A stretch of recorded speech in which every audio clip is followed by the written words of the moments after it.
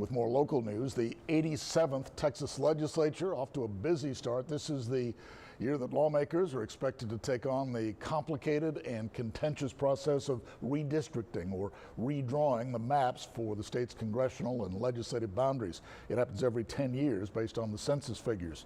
As our Rudy Trevino reports, the process is turning out to be just as partisan as ever. As has been the case for the last two redistricting cycles, Republicans will control that process in 2021. But the map making will be complicated and challenging, given the state's recent demographic shifts with more than 4 million new residents since 2010 calling Texas home.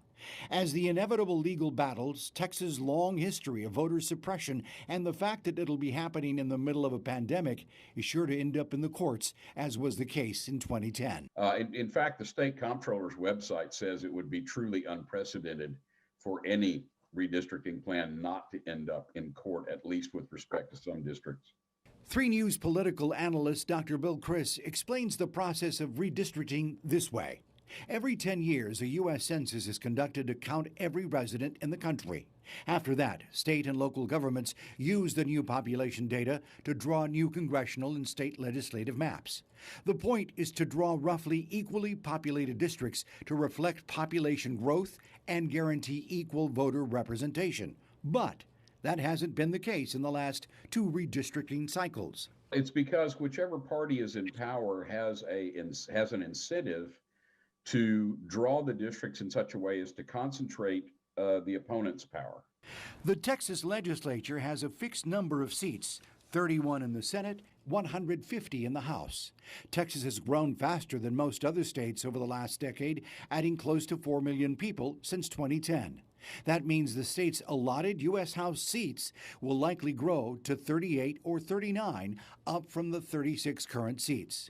We asked Dr. Criss what this could mean for us in the Coastal Bend. Because you've had an increase in population in the valley, and that increase in population in the valley is going to mean that the valley districts that are currently represented by, for example, Phil Vela in Brownsville and Vicente Gonzalez in McAllen, are going to have to shrink relative to other districts. And that's going to move our district further south so that Nueces County is likely to have more influence. One final note. The public typically has access to the same program used by lawmakers to draw the districts called Red Apple, REDAPPL.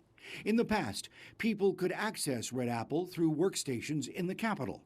While specific procedures for accessing that program in the Capitol are still under consideration, it's anticipated that some sort of access will still be available in 2021. Once established, you'll be able to follow along and even suggest where and how districts should be drawn.